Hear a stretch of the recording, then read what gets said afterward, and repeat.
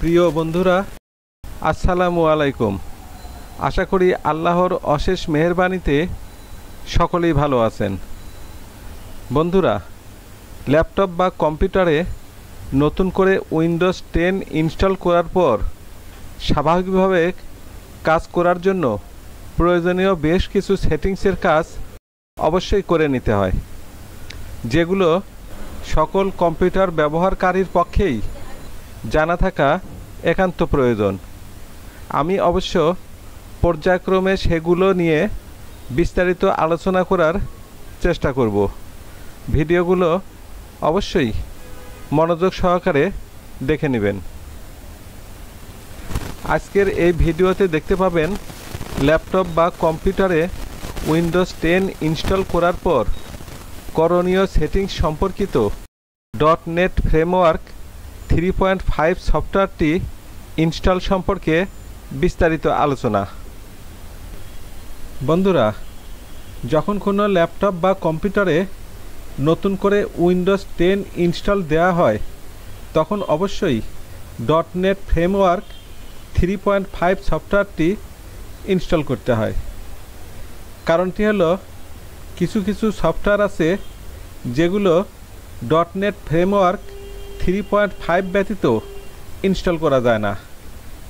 সহজভাবে বলতে গেলে সেগুলোর মধ্যে একটি হলো আমাদের নিত্য প্রয়োজনীয় বিজয় 52 বাংলা সফটওয়্যার। এছাড়াও অন্যান্য একটি সফটওয়্যারের মধ্যে কিছু গেমিং সফটওয়্যারও থাকতে পারে। আর তাই নতুন করে উইন্ডোজ 10 ইনস্টল দেওয়ার পর অবশ্যই .NET ফ্রেমওয়ার্ক 3.5 সফটওয়্যারটি ইনস্টল করে বিজয় 52 বাংলা সফটওয়্যারটি ইনস্টল করবেন। .NET ফ্রেমওয়ার্ক 3.5 সফটওয়্যারটি আপনার সংগ্রহে না থাকলে যে কোনো ব্রাউজার ব্যবহার করে ব্রাউজারের সার্চ বক্সে .NET ফ্রেমওয়ার্ক 3.5 লিখে সার্চ করে ডাউনলোড করে নেবেন।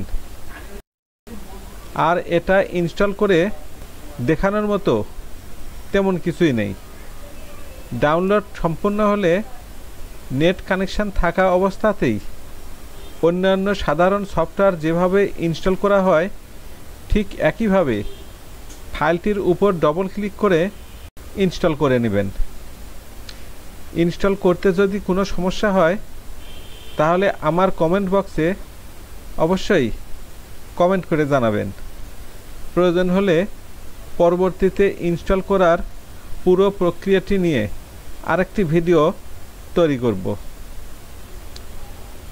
বন্ধুরা, এতক্ষণ এই ভিডিওতে ল্যাপটপ বা কম্পিউটারে উইন্ডোজ 10 ইনস্টল করার পর করণীয় সেটিংস সম্পর্কিত .NET ফ্রেমওয়ার্ক 3.5 ইনস্টল সম্পর্কে বিস্তারিত আলোচনা করা হলো।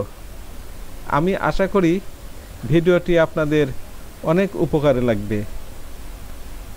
পরিশেষে বলতে চাই, ভিডিওটি যদি আপনাদের উপকারে লাগে বা ভালো লাগে, তাহলে অবশ্যই সাবস্ক্রাইব করবেন, লাইক দিবেন, শেয়ার এবং কমেন্টস করবেন। ধন্যবাদ।